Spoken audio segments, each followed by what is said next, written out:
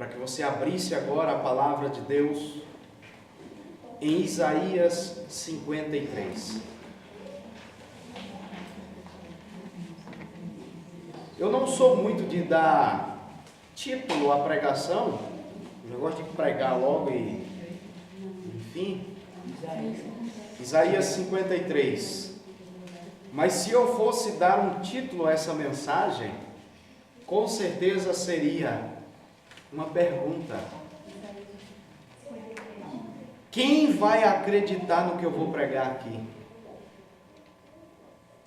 Talvez você, amigo internauta que esteja assistindo pelo canal no YouTube, você, amigo que está distante, quem vai acreditar no que eu vou pregar aqui agora de manhã? O título da mensagem dessa manhã é uma pergunta: quem vai acreditar nisso daqui? Isaías capítulo 53. Os irmãos acharam? Amém. Vamos ler uma porção das Sagradas Escrituras. Isaías capítulo 53, no verso 3, diz o seguinte: era desprezado e o mais rejeitado entre os homens, homem de dores, que sabe o que é padecer. E como um de quem os homens escondem o rosto, era desprezado, e dele nós não fizemos caso. Certamente ele tomou sobre si as nossas enfermidades, e as nossas dores levou sobre si. E nós reputávamos por aflito, ferido de Deus e oprimido. Mas ele foi traspassado pelas nossas transgressões, moído pelas nossas iniquidades. O castigo que nos traz a paz estava sobre ele, e pelas suas feridas, pelas suas pisaduras, nós fomos sarados. Todos nós andávamos desgarrados como ovelhas, cada um se desviava pelo caminho, mas o Senhor fez cair sobre ele a iniquidade de nós todos. Ele foi oprimido e foi humilhado, mas não abriu a boca.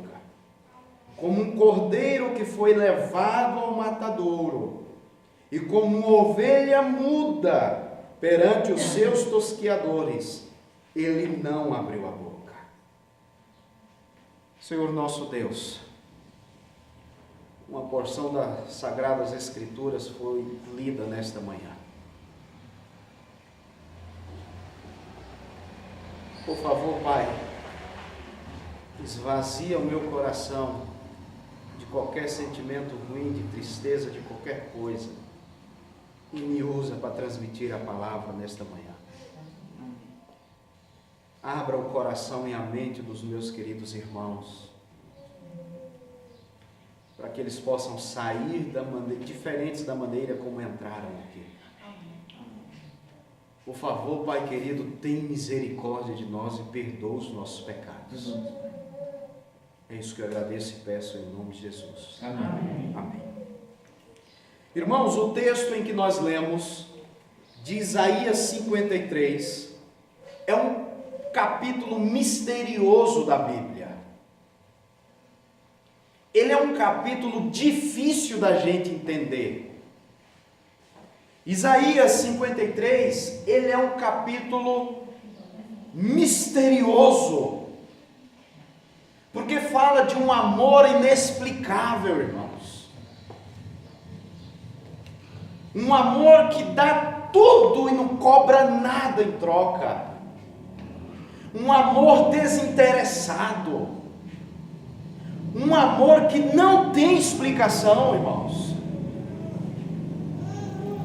Eu gosto muito de um hino do nosso hinário, que fala que se os céus se transformassem em papel, e as águas do oceano se transformassem em tinta, E uma pena, irmãos, fosse escrever o amor de Deus. Daria fim aos altos céus. E as águas do oceano seriam muito pequenas para descrever tamanho amor. Esse capítulo, irmãos, de Isaías 53, é um capítulo misterioso. É um amor que não entra na compreensão humana. É um amor que está além da razão humana. E por isso, irmãos, alguns não compreendem Isaías 53. Alguns não entendem esse capítulo. Eu, particularmente, irmãos, eu tenho dificuldade de entender esse capítulo. Como alguém ama tanto assim? Como é que existe um amor desse tamanho? E um dia eu assisti procurando pela internet, algumas curiosidades sobre os judeus, eu me deparei com uma entrevista. E o apresentador do programa perguntou a esse judeu, no programa em rede nacional, o que mais lhe admira nos cristãos? Sabe qual foi a resposta desse judeu? O que mais me admira nos cristãos é a forma como eles interpretam Isaías 53. Eu não concordo com essa interpretação. Eles dizem que foi Jesus, isso o judeu falando. Mas eu não acredito, porque na nossa cultura, homens bons devem morrer, merecem morrer por homens bons. Homens maus morrem por homens maus. É inconcebível. Isso é imoral. Um homem bom morrer por homens maus. Por isso, eu não concordo com a forma com que os cristãos interpretam Isaías 53. É difícil aceitar Isaías 53 com a forma que os cristãos interpretam. Você quer ver eu mexer com a sua cabeça agora de manhã? Nem o autor que estava escrevendo Isaías 53 entendeu. Isaías 53, o verso 1. Isaías 53, no verso 1, diz o seguinte: quem creu em nossa pregação, e a quem foi revelado o poder, o braço do Senhor. Com outras palavras, irmãos, o escritor bíblico estava dizendo assim: quem vai acreditar nessa pregação? Quem vai acreditar nisso? Eu estou escrevendo porque a mão do Senhor está me guiando, o Espírito Santo está me inspirando, mas quem vai acreditar nisso daqui? Quem vai crer nessa pregação? Quem creu em nossa pregação? E o autor também, irmãos, tinha dificuldade de entender o que estava escrevendo, porque é um amor inexplicável, é um amor grande demais, é um amor gigante, desinteressado. E eu pergunto para você nesta manhã: quantos acreditam no perdão de Deus? Você acredita no perdão de Deus? Amém. Mas o problema, irmãos, que quando nós vamos avaliar o perdão de Deus, nós avaliamos o perdão de Deus com olhos humanos. E normalmente nós temos a tendência de achar que o perdão de Deus é um perdão mesquinho como o nosso. Um perdão simples. Um perdão de pai e filho. Quando eu tinha 4 para 5 anos de idade, morávamos no interior do Goiás. Ainda não tinha assim a presença da igreja adventista em nossa família. Meu pai ouvia muitas músicas seculares. Na época não tinha o aparelho MP3. Na época também não era muito comum os CDs. era a fita cassete. Quem lembra disso daí? Uma fita cassete. Os mais novos não vão saber o que é isso. Eu fico preocupado quando só eu lembro e alguns não. Significa que eu estou ficando velho. E eu fico mais preocupado ainda quando algum adolescente chega para mim, algum jovem fala: o senhor, isso machuca. Estamos ficando velho, né? Irmãos, meu pai tinha uma coleção gigante de fitas cassete. E tinha um guarda-roupa em nossa casa. E as gavetas desse guarda-roupa eram cheias de fitas cassete. Meu pai não era cristão nessa época, não era um homem religioso. E as fitas do meu pai sempre foi um homem muito organizado. E ele organizava as fitas cassete, tudo por cantores, por estilos musicais, tudo certinho. E ele falava para mim, eu era muito pequeno. Eu fico olhando o filho da irmã, agitado. Irmã, eu era pior. Eu era agitado. Quando eu olho o filho da irmãzinha ali, brincando na igreja e tal, aquilo é um anjo, irmãos, comparado a mim na minha infância. Irmãos, e meu pai falou para mim, olha filho, eu vou te dar uma ordem. Eu não quero que você mexa nessas fitas, porque dá muito trabalho organizar isso tudo. Só que eu, quando criança, eu tinha, irmãos, o costume de brincar, construir casinhas. E eu pegava as caixas dessas fitas cassete e amontoava ali, construía algumas casinhas. E bagunçava tudo as fitas cassete do homem. E teve um dia que ele saiu para trabalhar. Na época, ele trabalhava em uma horta de tomate. E aí, irmãos, eu brincando em casa, abri as gavetas, tirei as fitas, montei ali uma cidade, brincando ali com os meus carrinhos. Mas meu pai ficou muito chateado. E meu pai apontou o dedo para mim e falou: olha, a próxima vez que eu chegar em casa e as fitas cassete estiverem bagunçadas, você vai levar uma surra muito grande. E eu falei, tá bom, ok. E um determinado dia, irmãos, deu trabalho para ele arrumar aquelas fitas de novo. Tem que colocar no som para escutar qual era o cantor, para colocar dentro da capa certinha. E um trabalho. E o tempo foi passando, irmãos. Teve um dia que eu fui brincar. Peguei minha caixa de brinquedos, mas parece que a gente não se satisfaz com os brinquedos que tem. E uma vozinha no ouvido aqui, ó, vá lá no guarda-roupa e pega as fitas.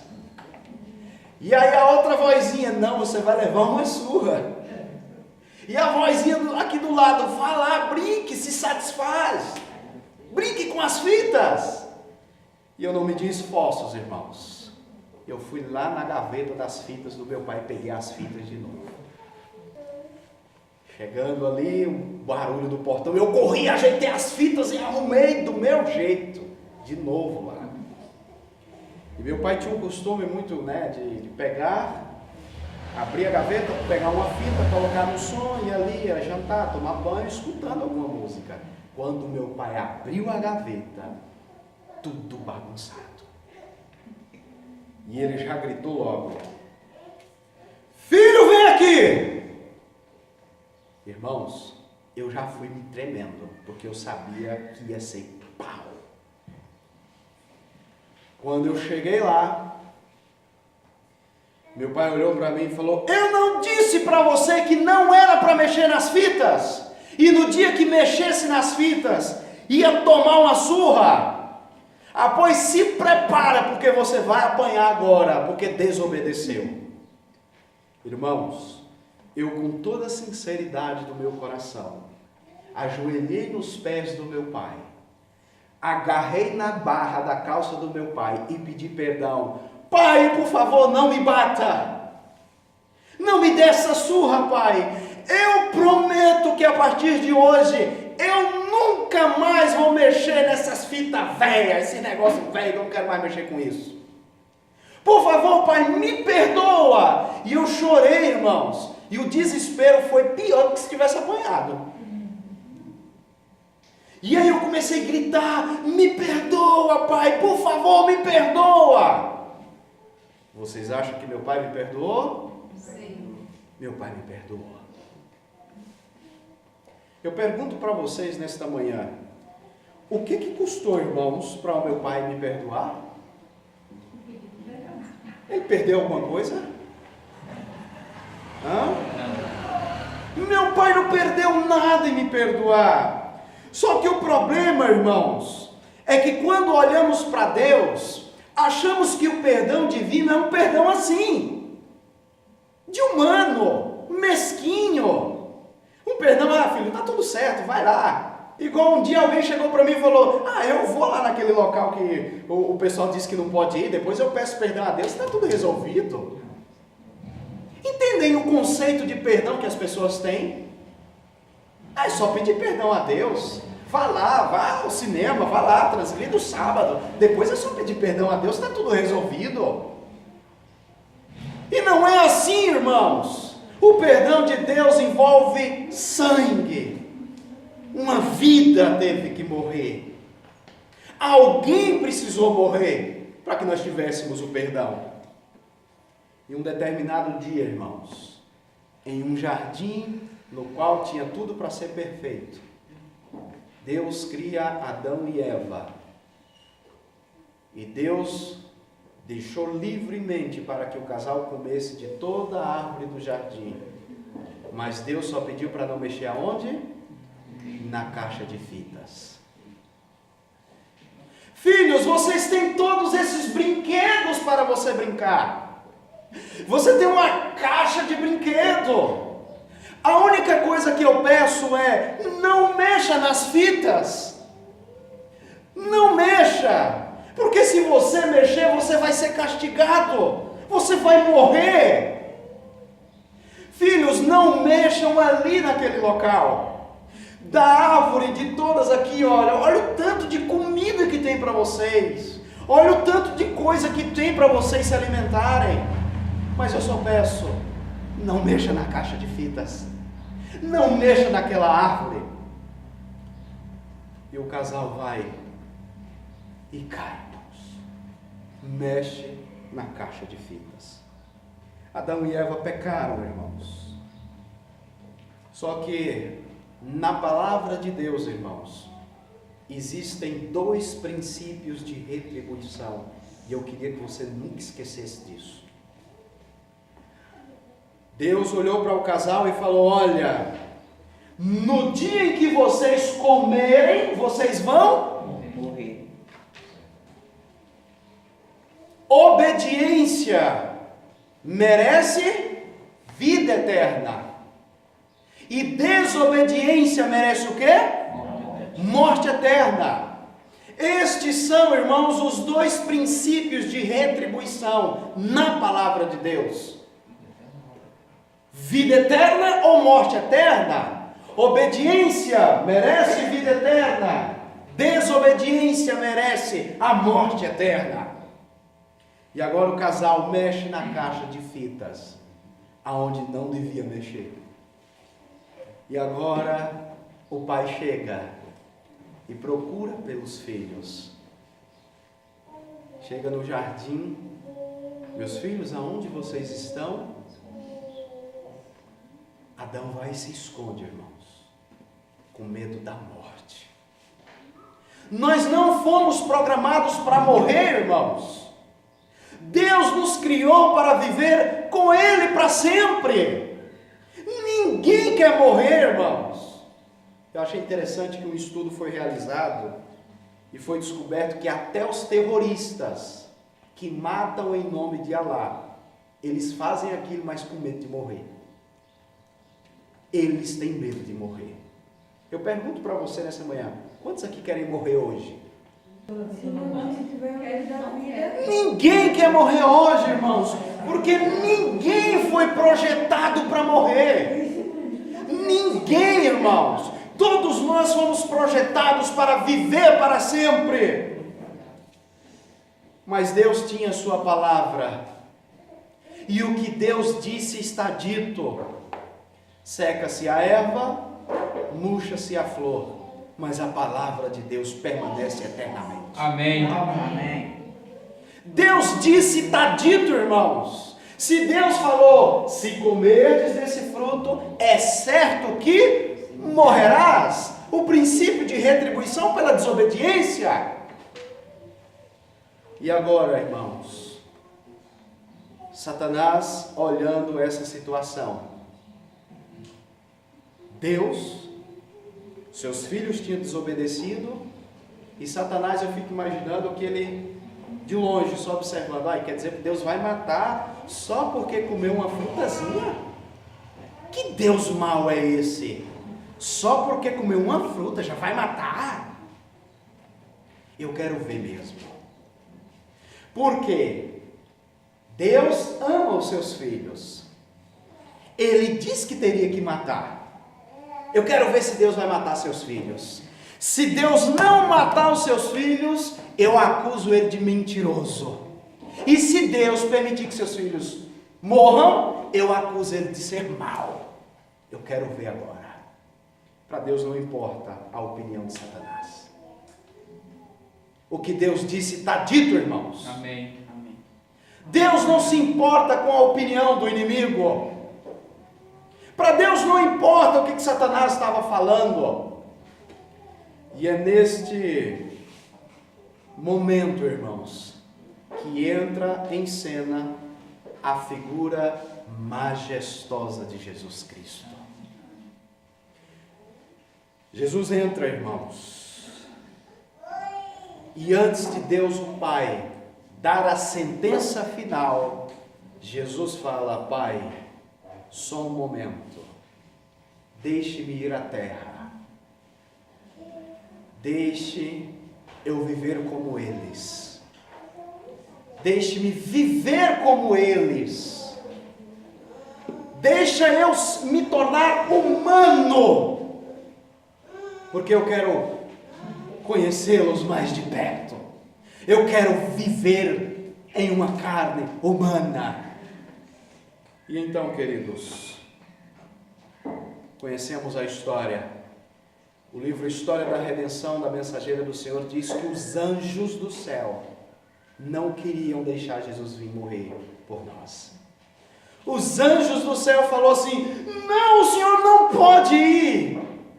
Deixa eu ir no lugar do Senhor. E Jesus falou: a vida de anjo não paga o tamanho do amor que eu sinto por eles. Amém. Vida de anjo nenhuma vai pagar. Eu tenho que ir lá. Deixa eu ir, eu quero viver como eles. E misteriosamente, não me pergunte como, que eu não sei, a Santa e Virgem Maria fica grávida pelo poder do Espírito Santo. Jesus, irmãos, nasceu como uma criança normal. Chorou quando nasceu, teve fome. Uma criança normal, irmãos. E o tempo foi passando, irmãos. Jesus fora educado pela sua mãe. Havia uma preocupação no plano divino para que Jesus não participasse das escolas judaicas da época, para Jesus não se contaminar com os ensinos rabínicos e judaicos da época.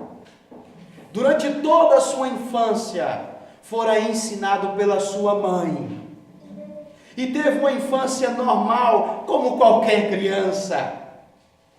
E agora, trabalhando em uma carpintaria, como seu pai terreno José, desde pequeno, irmãos, a vida de Jesus foi uma vida de perseguição. Com menos de 1 ano de idade, Herodes já queria matar Jesus. E o tempo foi passando, perseguições e mais perseguições. Com 12 anos de idade, Jesus em um templo, debatendo teologia com os doutores em teologia da época. Um moleque de 12 anos de idade, não estava com a cabeça cheia de Minecraft, não. Não estava com a cabeça cheia de jogos. Com 12 anos de idade, Jesus transbordava da palavra de Deus. Amém. Com 12 anos de idade, Jesus não estava preocupado com Call of Duty. Com 12 anos de idade, Jesus não estava preocupado com GTA San Andreas. Esses são jogos que muitos jovens jogam por aí. Com 12 anos de idade, Jesus estava debatendo com doutores em teologia, porque ele sabia e entendia a sua missão na terra. Cristo era um homem e ao mesmo tempo Deus. Cristo era 100% homem e 100% Deus. Todas as lutas que Jesus teve como homem, Jesus viu na carne como é. Não há dor e não há luta que Jesus não entenda. Agora imagina comigo, pensa comigo, irmãos. Jesus crescendo, um jovem aí com seus 17, 18 anos de idade, nunca namorou. Imagina aí um jovem com 18 anos aqui na igreja. Ninguém vê ele interessado por uma garota, ninguém vê ele interessado em uma paquera, um namoro.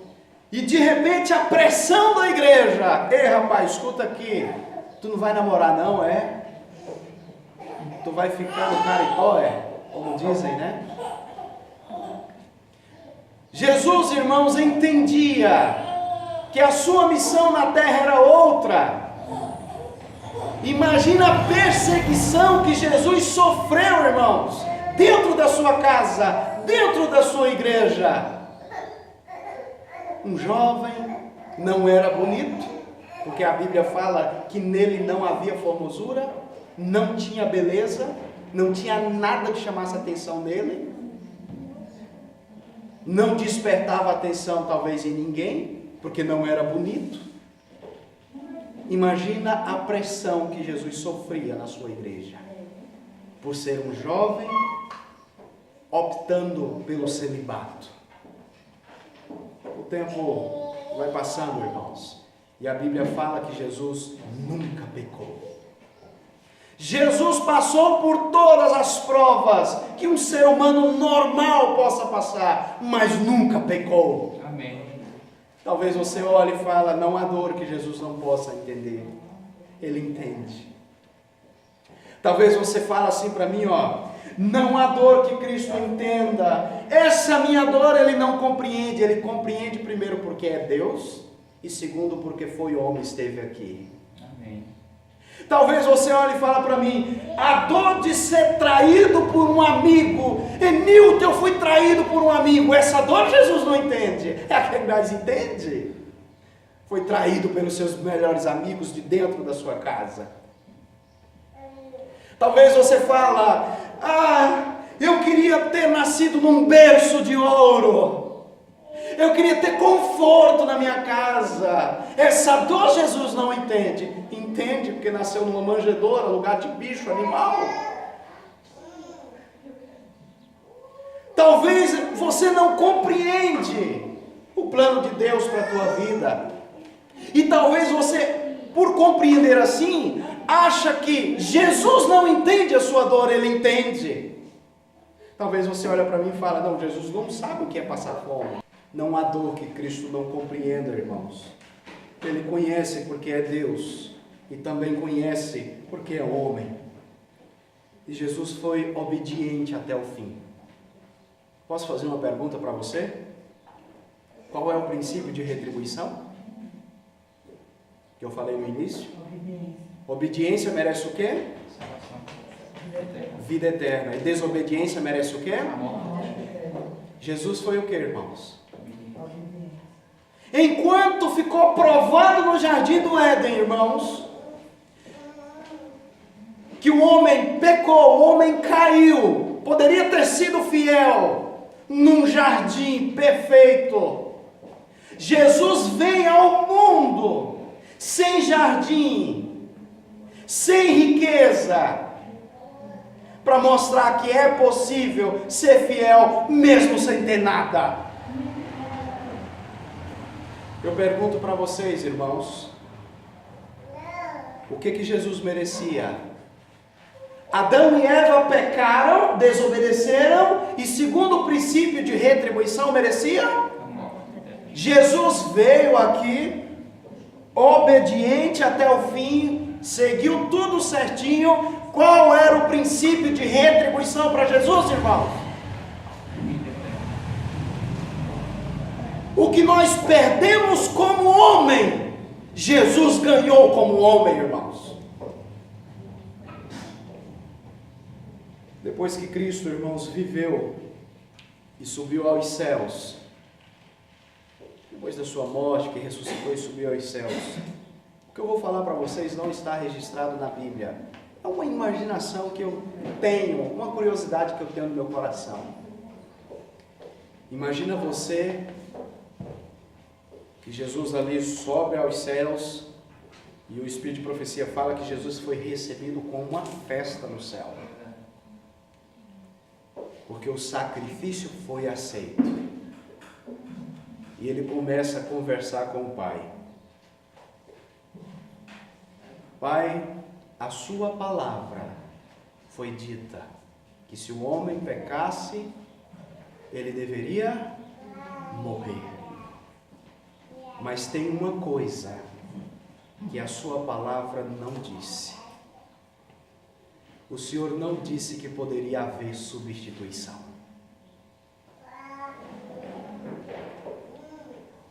Eu desci para a terra, vivi como homem, e fui obediente na terra como homem.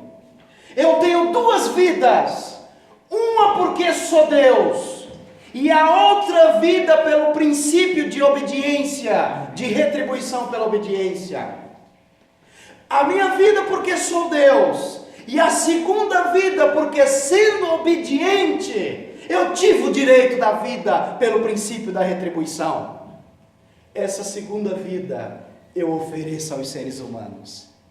Salvaremos os seres humanos e calaremos o inimigo. E esse foi o plano da redenção, irmãos. Este foi o plano da redenção. A morte de um ser com poder inexplicável. Ele tinha, irmãos, o direito de viver. Mas o que aconteceu com ele? Por que escolheu a morte? Por que preferiu morrer? Estamos chegando ao fim, irmãos. Eu gostaria de esboçar mais sobre o plano da redenção, mas o tempo já está me mandando embora. Jerusalém nos anos 30, e eu gostaria que você prestasse muita atenção. Em Jerusalém, nos anos 30, havia um homem sanguinário chamado Barrabás. Um bandido, um psicopata. E também nesses tempos bíblicos havia esses tipos de criminosos. E Barrabás não andava sozinho. Barrabás andava com um bando, quase igual o Lampião. E por onde Barrabás passava, irmãos, ele matava, roubava, estrupava, fazia barbaridades. E alguns historiadores falam que os maridos tinham medo de deixarem as esposas saírem nas portas das ruas, com medo de que o bandido Barrabás pegasse suas esposas e torturasse, estrupasse as crianças e tudo mais.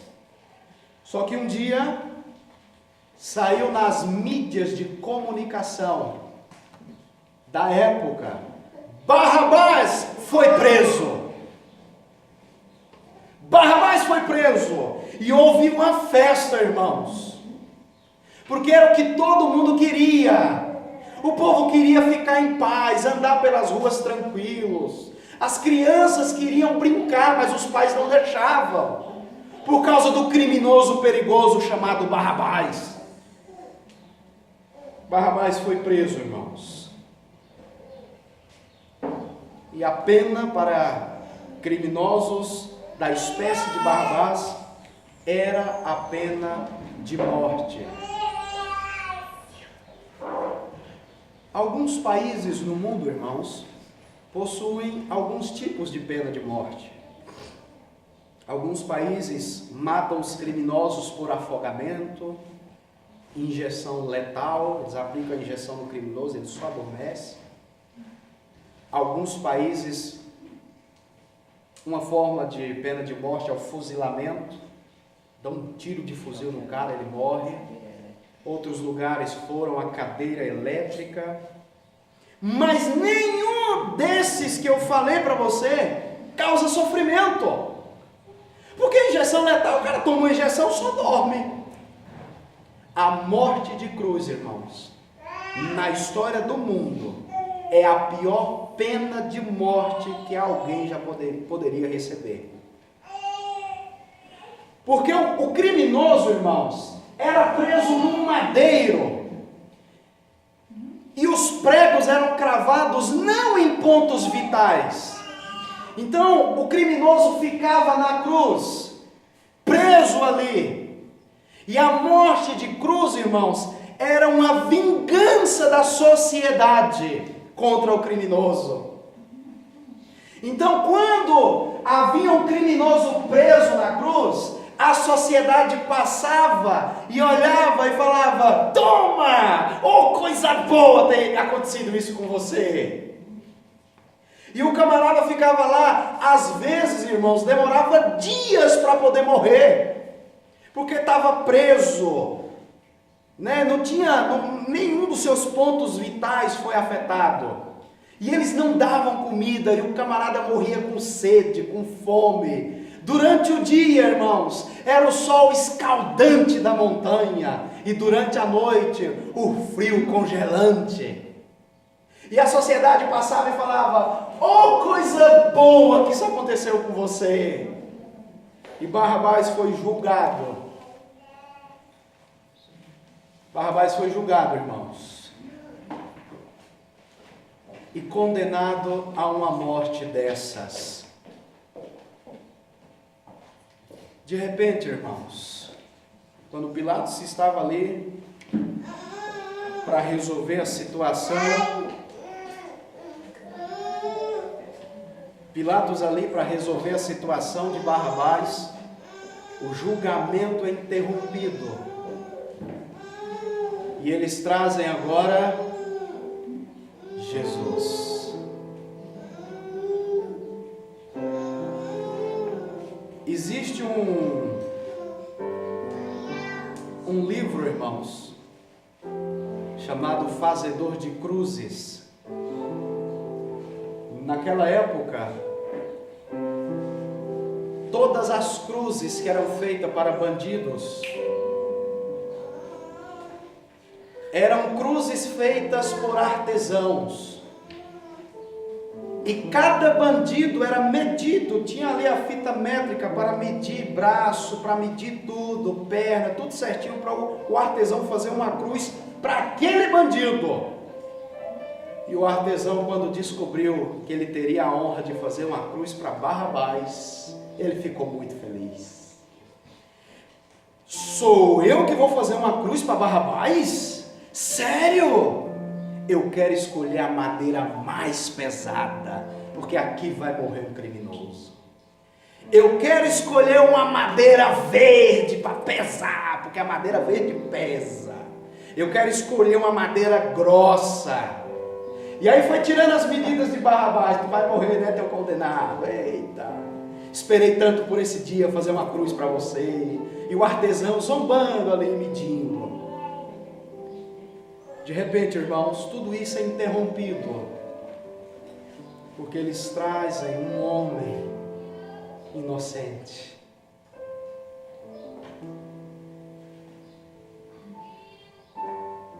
Acusaram Jesus injustamente, irmãos. Qual foi o crime de Jesus? Amar demais quem não merecia. Tudo maquinado, irmãos, para matar Jesus.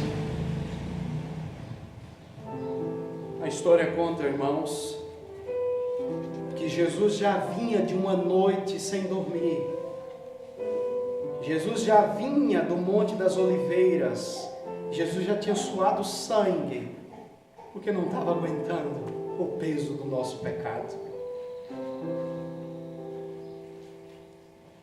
A história diz, irmãos, que era proibido ter julgamento à noite. Jesus passou por 7 julgamentos, todos à noite, tudo maquinado para matar Jesus. E nesses julgamentos à noite, Jesus com fome, Jesus com sede. Trouxeram Jesus, jogaram nos pés de Pilatos, acusando falsamente Jesus. A mulher de Pilatos, Pilatos era o governador da época. A mulher de Pilatos olhou para ele e falou: não envolve com esse cara aí, não mexe nele, porque ele é um servo de Deus, ele é um filho de Deus. Pilatos, irmãos, é o maior símbolo de covardia na história desse mundo. Covarde por causa da política. Por isso que eu falo que política não presta. E tem irmãos que ficam entrando nessas porcaria de política. Por causa da política, por parecer bem, ser aceito, ser politicamente correto. Agora ficou uma confusão na cabeça de Pilatos. O que esse homem fez? Esse homem só curou, esse homem só matou a fome do povo. Aquela confusão, irmãos, no coração de Pilatos. A esposa tinha pedido para deixar Jesus quieto, mas como é que ia ficar ele perante os imperadores? Como é que ia ficar ele com a multidão, com o povo, com o poder judiciário da sua época? E aí Pilatos: já sei, estamos nas vésperas da Páscoa, e nós temos um costume de deixar o povo escolher quem quer que vá preso, condenado, ou quem vai ficar solto. Irmãos, levantaram Jesus e Barrabás no meio daquela multidão. E o Espírito de profecia diz, no desejado de todas as nações, que Satanás se apossou da multidão e todos gritaram em uma só voz: solte Barrabás e crucifique a Cristo. Naquela multidão tinha pessoas que Jesus tinha curado. Naquela multidão tinha pessoas que Jesus tinha matado a fome. Naquela multidão tinha pessoas que Jesus tinha perdoado os pecados. Pegaram Jesus, irmãos.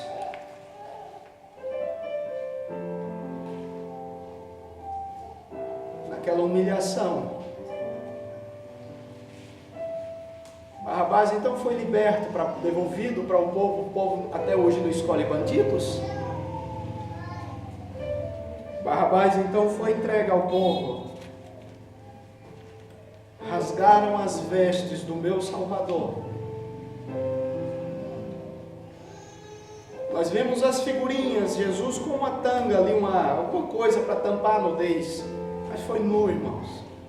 Jesus estava nu. Do lugar onde Jesus foi julgado até onde foi crucificado era um total de 600 metros, irmãos. Pegaram Jesus,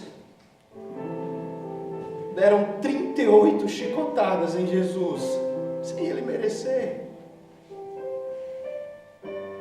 Os chicotes não é esse chicote que tem por aí, não. Do cabo do chicote até o final dele eram cordas de aço. E essas cordas de aço se dividiam em 3. E nas pontas dessas cordas tinham pedaços de dentes de animais e ossos de animais. Quando o soldado batia, irmãos, aquilo entrava e o soldado puxava e aquilo rasgava a carne dele. A dor, a fome, a sede. E agora? Não dava mais tempo de construir outra cruz. Não dava mais tempo de fazer outra cruz, irmãos. De quem vocês acham que Jesus teve que pegar uma cruz? Durante muitos anos eu também pensava assim. Durante a minha vida na igreja, me ensinaram que aquela cruz era de Barrabás. Mal sabem as pessoas que não é assim a história. Aquela cruz era minha, irmãos.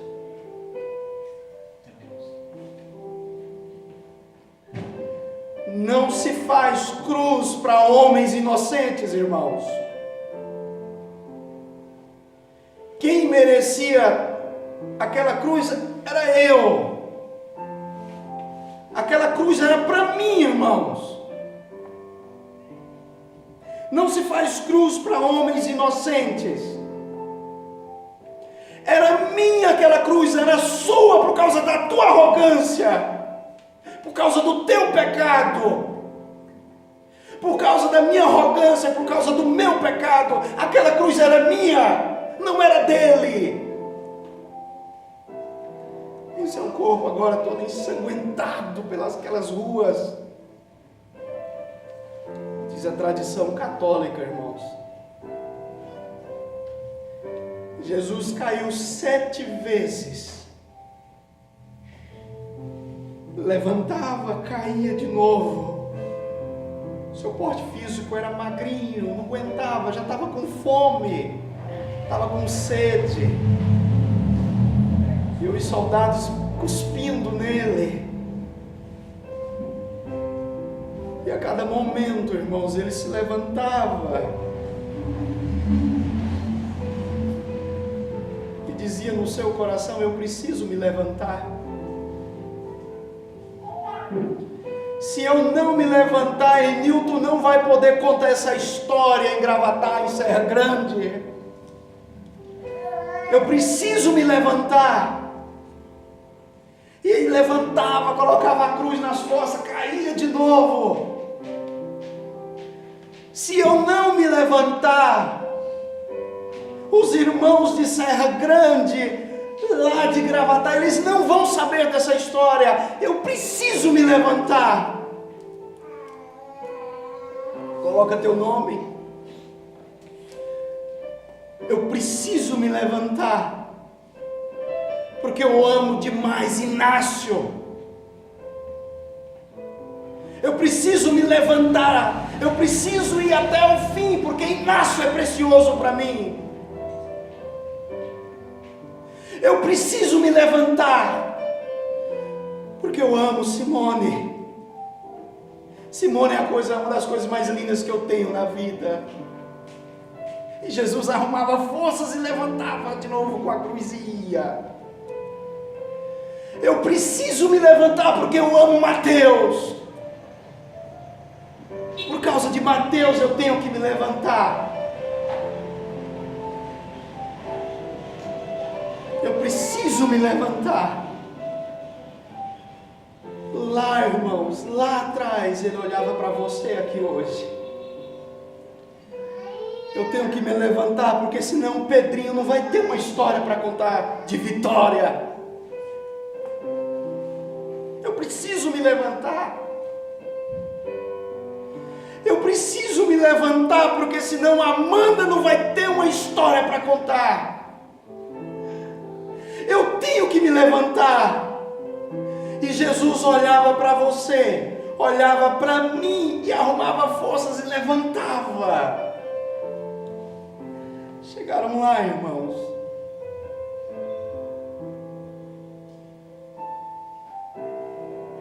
Pegaram os pregos, furaram a mão do nosso Salvador. aquelas mãos tão delicadas que criou o mundo, as mãos que fizeram Adão e Eva. Eu fico imaginando Jesus na criação, criando Adão e Eva, sujando suas mãos de barro, Jesus formando o boneco Adão, e olhar e falar: eu estou fazendo ele aqui, mas ele vai me matar. Hoje estou sujando minhas mãos de barro, mas eu sei que vou ter minhas mãos feridas, sujas de sangue. Aquelas mãos que criou o universo, os céus e a terra, furadas por pregos agora. E tudo isso porque Ele olhava para você, Ele olhava para mim também. Somente Cristo seja exaltado e louvado. Amém. Amém. Louvado e engrandecido seja teu santo nome, Senhor, para sempre. Sempre. Sempre. Que o Senhor seja exaltado nas alturas. Oh, Deus, nos perdoa, Senhor.